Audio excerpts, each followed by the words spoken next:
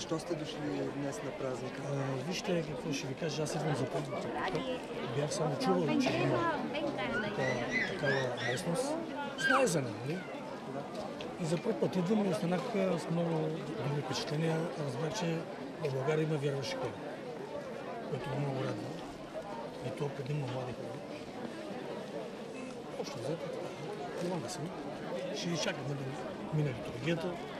Ще останем до късна нощи тук. Благодаря.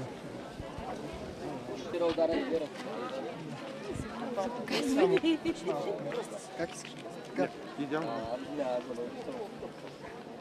Чакайте, аз имам навик да ходя с шапка. Може? Стой, дай. За първи път ли идвате на манастира? Не. Ето, четвърти. Да.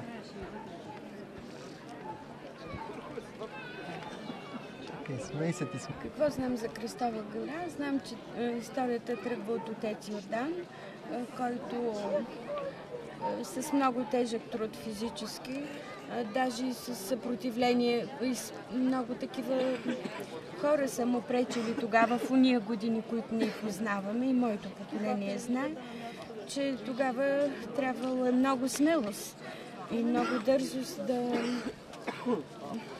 да покажеш вярата си, да заявиш вярата си. Затова, което съм чела е, че този отец Йордан извършва нещо наистина богоугодно и нещо, което и до днес на вярващите. Ето, вижте колко много хора тук сме се събрали. Половината от тях, ако идваме с една истинска вяра в Бога, аз мисля, че това е много добро дело.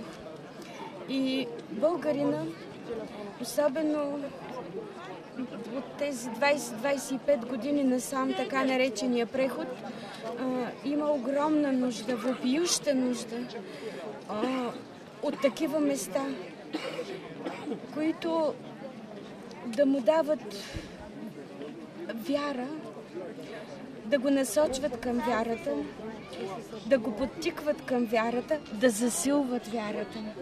Защото може би с загубата на моралните ценности в годините вярата ще остане нещото, което ще спаси. Хайде да не е българина, ама според мен и християнския свят.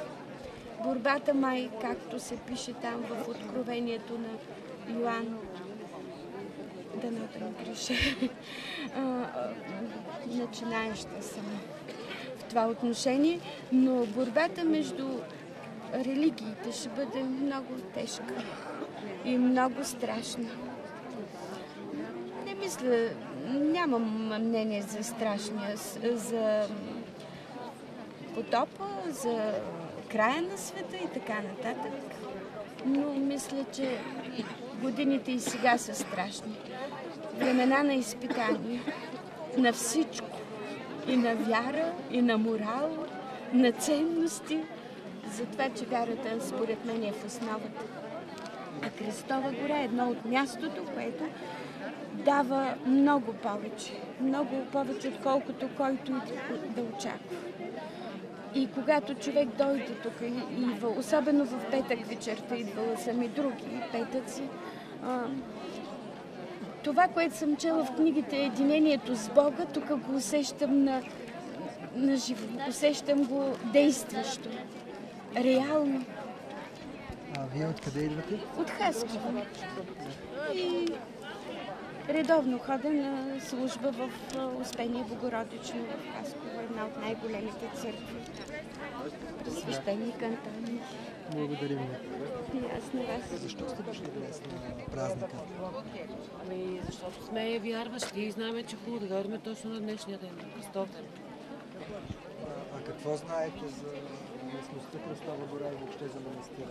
Ами като цяло, какво знаем? Знаем, че чудеса се случат някакви, като цяло по-подробно нищо не знаем. Благодаря. Чуваме тук от по-възрастните хора, това, което ни казват, вярваме. Благодаря. Същата работа. За първи път ли идвате на Кръстова гора? Да, за първи път. Какво знаете за местността и за манастира въобще? Ами за местността знам, че зарежда с енергия. С добра енергия. Манастира е част от изграден е, за да може да се съхрани частицата от Христовия кръст. Благодаря ви. Кара да дойдете днес тук. Силната вяра, която имам към Господ, това ме накара да дойда. За първи път ли идвате? Първи път, да. За първи път и смятам, тъй като тук се чувства много силна енергия и смятам да посещавам често. Какво знаете за манастира, за Христова гора? Не знам за много такива чудеса, които са се случвали тук, които са ставали.